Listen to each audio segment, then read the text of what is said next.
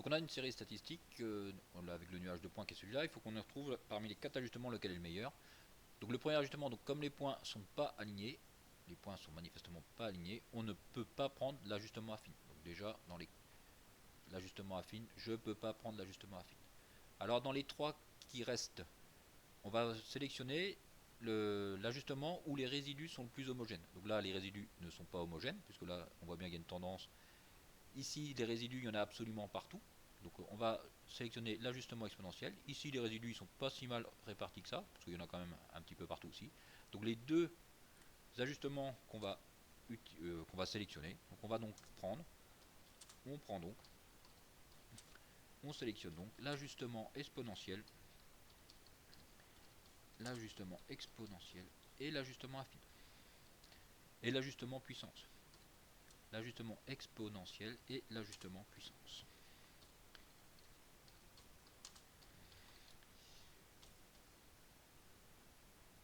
Donc après vous aviez je vous proposais une équation de droite, un ajustement. Donc j'avais posé la série xy, z égale ln de x, t égale ln de y. T est égal à 3z plus 1. Déterminer, donc là j'avais mis 160 dans l'énoncé, déterminer le premier résidu. Donc pour avoir le premier résidu, ça va être donc la première valeur de t. Donc première valeur de t, donc notre premier résidu, ça va être égal à la première valeur de t moins la première valeur de t estimée avec l'équation de droite. Donc moins la première valeur de t estimée avec l'équation de droite. Donc c'est-à-dire moins 3 fois la première donc, valeur de z, 3 fois la première valeur de z plus 1. La première valeur de t, donc la première valeur de t va donc être égale à donc première valeur de t logarithme de y. Donc le logarithme de 160. Donc logarithme de 160, on va donc avoir logarithme de 160, donc vous êtes un certain nombre à m'avoir oublié ce logarithme, moins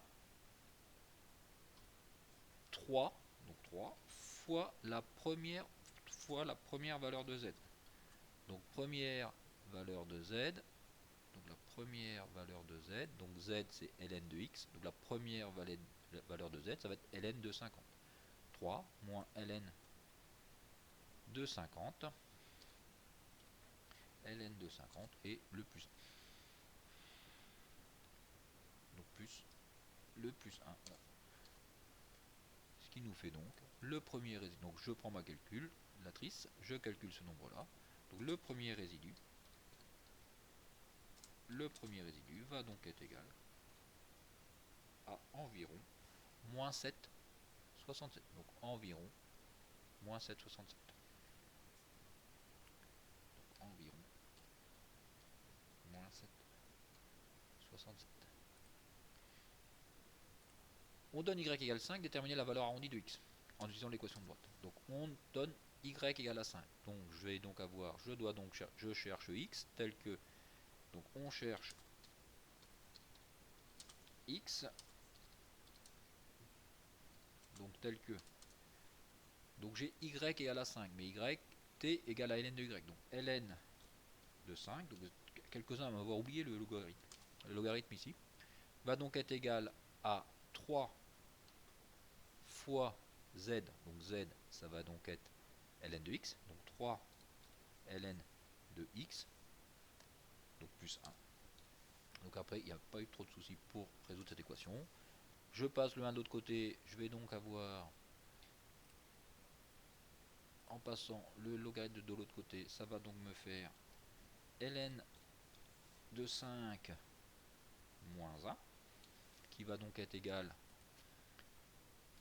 à 3 ln de x.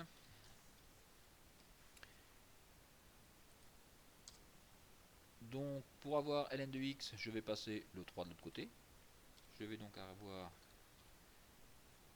ln de 5 moins 1 divisé par 3.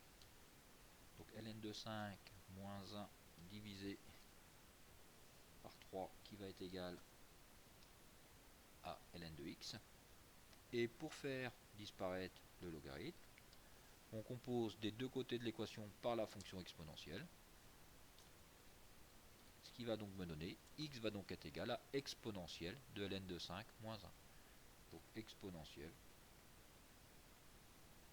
de ln de 5 moins 1 divisé par 3. Et c'est ce nombre-là qui va être égal à x. Maintenant, il vous suffit de prendre votre calculatrice, de calculer ce nombre-là, et on trouve x va environ être égal à 1,23. Donc x environ égal à 1,23.